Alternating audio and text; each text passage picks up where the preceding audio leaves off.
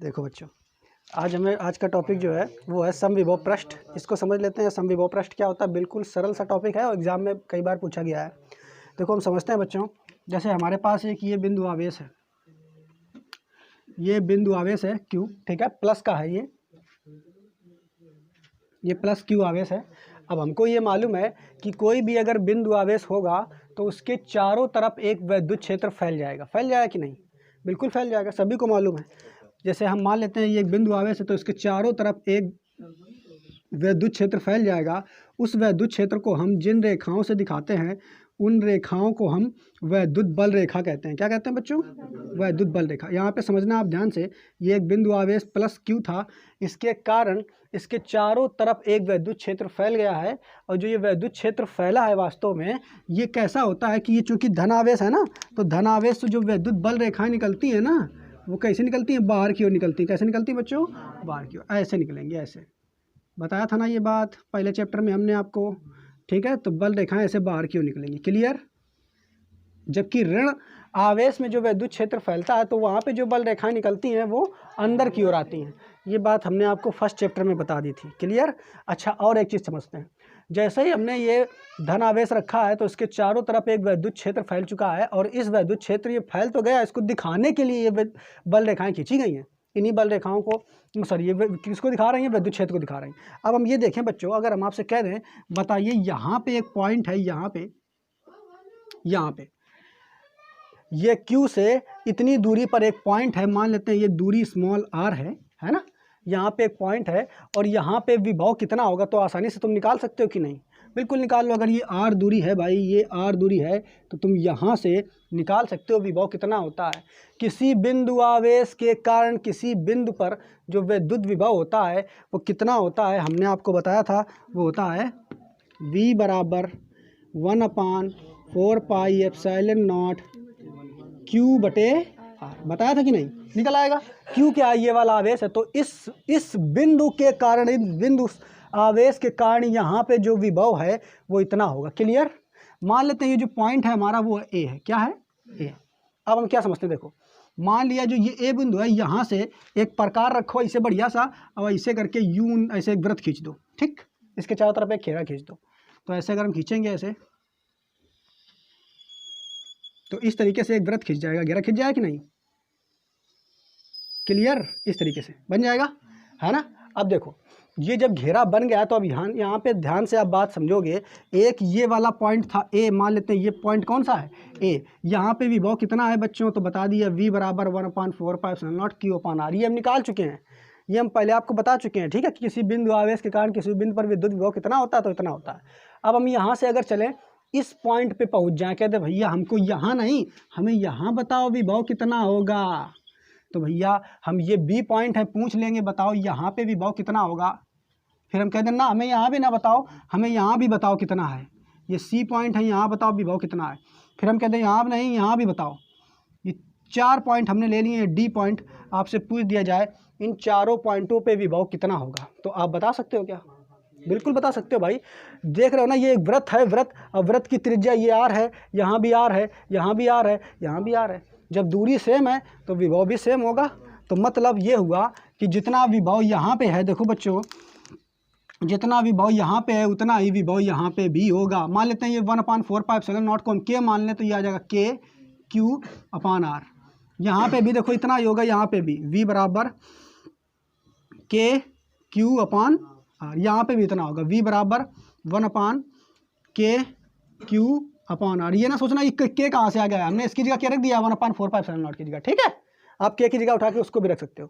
तो भैया जितना विभव A पे है उतना ही B पे है, उतना ही C पे है, और उतना ही D पे है। अब अगर हम आपसे कह दें बताइए इन दोनों सभी बिंदुओं पे देख रहे हो तुम, यहाँ पे भी निकालोगे तब भी उतना विभव आएगा, यहाँ पे निकालोगे तब भी उतना विभव, यहाँ पे निकालोगे तब भी उतना विभव। सभी जगह चाहो जहाँ पे तुम निकाल लो, सभी बिंदुओं पे, चाहे तुम यहाँ निकालो, यहाँ निकालो, यहाँ कहीं पे भी निकालोगे विभव इतना ही आएगा, ठीक। तो ये जो आप पृष्ठ देख रहे हो जो हमने चारों तरफ खींच दिया है, इसी पृष्ठ को हम कहते हैं समविभव पृष्ठ। क्यों कहते हैं समविभव पृष्ठ? क्योंकि इसके सभी बिंदुओं पर विभव समान है, ठीक है। मतलब ऐसा पृष्ठ जिसके सभी बिंदुओं पर विभव समान हो उसे ही हम समविभव पृष्ठ कहते हैं, क्लियर। अब यहाँ पे एक चीज़ समझो, अगर हम कहें बताइए एक ये बिंदु है वी ए, एक ये ए है एक ये बी है, इन दोनों के बीच विभवों का अंतर निकालो। क्या निकालो? विभवों का अंतर निकालो। तो अंतर कितना निकल के आएगा? देखो देखो ये वी है, वी ए पे विभव हमने मान लिया, ए बिंदु पे विभव मान लिया हमने वी ए, कितना है? V A. और बी पे मान लिया है वी बी, कितना मान लिया है? V B. इनको अंतर अगर घटाएंगे तो आपका ये अंतर आता है विभवांतर। इसे क्या कहते हैं? विभवांतर।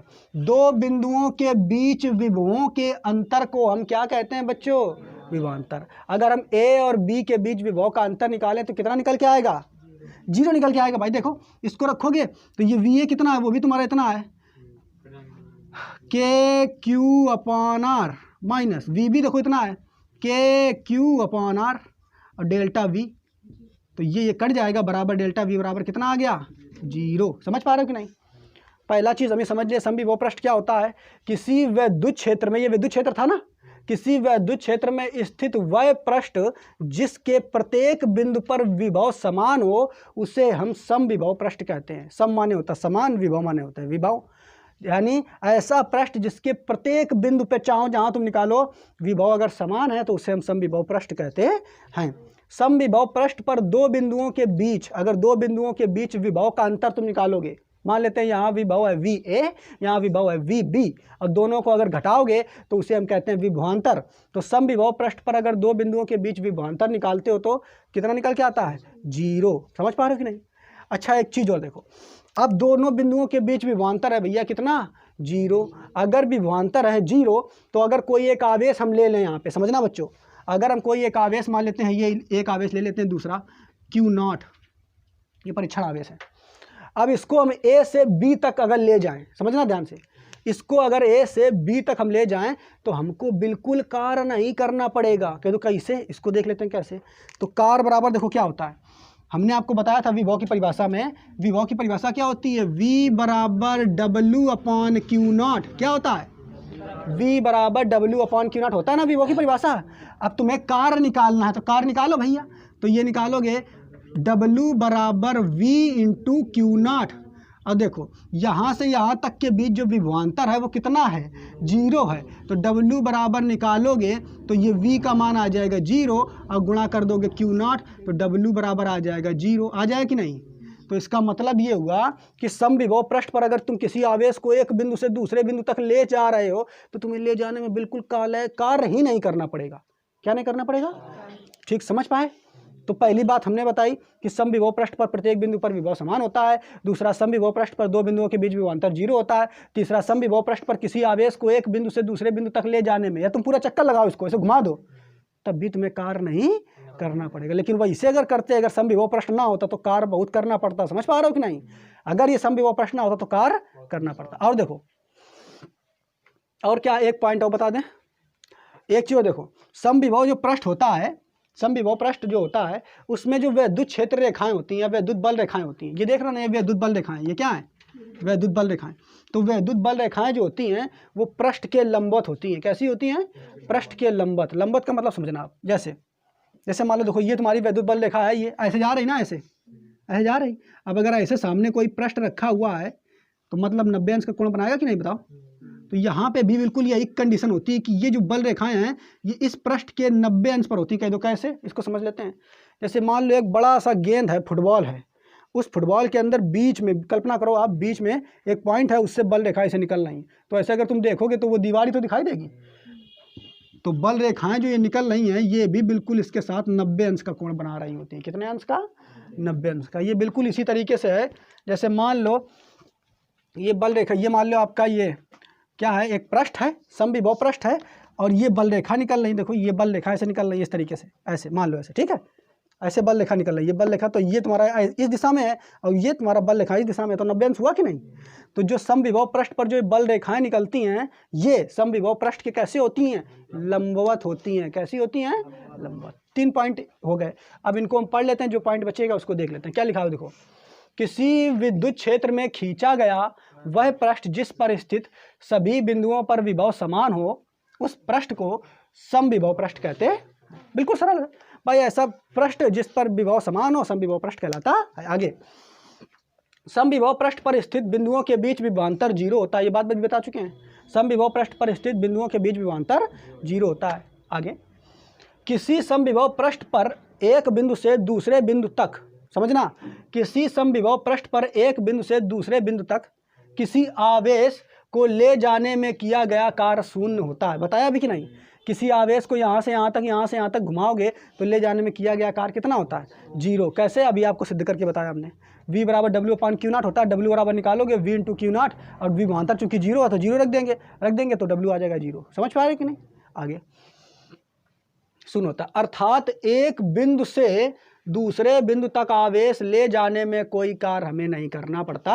अरे वो फ्री में घूमेगा, चक्कर लगाएगा, तुम ऐसे बस धक्का दे दो वो चलता रहेगा, तुम्हें कार्य ही नहीं करना पड़ेगा। क्लियर? आगे समविभव पृष्ठ पर विद्युत क्षेत्र पृष्ठ के लंबवत होता है। यह बात भी हमने बता दी है।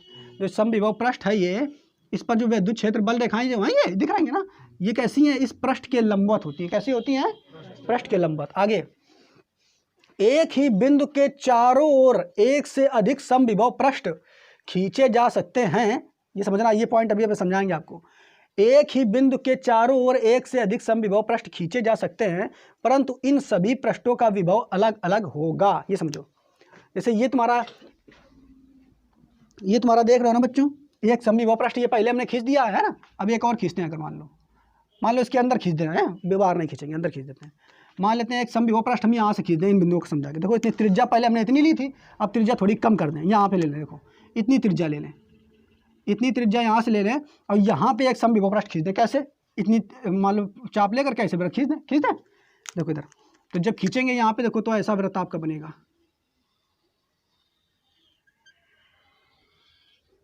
तो ये भी तो एक समविभव पृष्ठ होगा। अरे भाई ये भी एक समविभव पृष्ठ है, वो भी है, वो दूर है, ये पास है। तो देखो यहाँ की त्रिज्या, ये पहले जो त्रिज्या थी r थी, अब मान लेते हैं ये जो त्रिज्या है ये यहाँ से यहाँ तक ये वाली, हम इसको मान लेते हैं r1। कितनी मान लेते हैं? r1। तो कही तो भैया यहाँ विभव कितना होगा? तो यहाँ विभव की अगर बात करेंगे इस पॉइंट पे तो वो होगा KQ/R1, KQ/R1। अब एक चीज़ समझना, देखो ये वाला विभव और ये वाला विभव, इन दोनों विभवों में एक खास बात है। ये विभव का मान ज़्यादा है, यहाँ पे जो पास में विभव पृष्ठ होगा, समविभव पृष्ठ जो पास में होगा उस पर विभव ज़्यादा होगा, और जो दूर में होगा उस पर विभव का मान कम होगा। तो ये बड़े भैया हैं, वृत्त भले ही छोटा है, ये पृष्ठ भले ही छोटा आपको दिख रहा है, लेकिन विभव इस पर ज़्यादा होगा, और जितनी दूर चले जाओगे विभव का मान कम होता जाएगा। तो ये विभव का मान ज़्यादा है, ये विभव का मान कम है। अब अगर तुम किसी आवेश को यहाँ से उठा करके वहाँ तक ले जाना चाहते हो तब तुम्हें कार्य करना पड़ेगा। क्या बताया?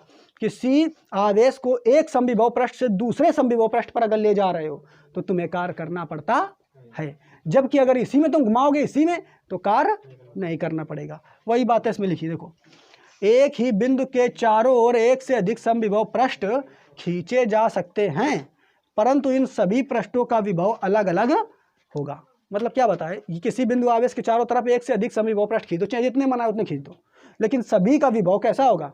अलग अलग होगा। आगे एक समविभव पृष्ठ से दूसरे समविभव पृष्ठ तक किसी आवेश को ले जाने में कुछ ना कुछ कार्य करना पड़ता है। क्या बताया बच्चों? ये समविभव पृष्ठ एक है, इससे तुम दूसरे तक अगर ले जाओगे तो तुम्हें कुछ ना कुछ कार्य करना पड़ेगा, जबकि अगर तुम उसी में घुमाओगे तो कार्य नहीं करना पड़ेगा। तो ये 5 पॉइंट समविभव पृष्ठ से जुड़े हुए कुछ हैं, इनको आप अच्छे से नोट कर लो, समझ लो। ठीक है।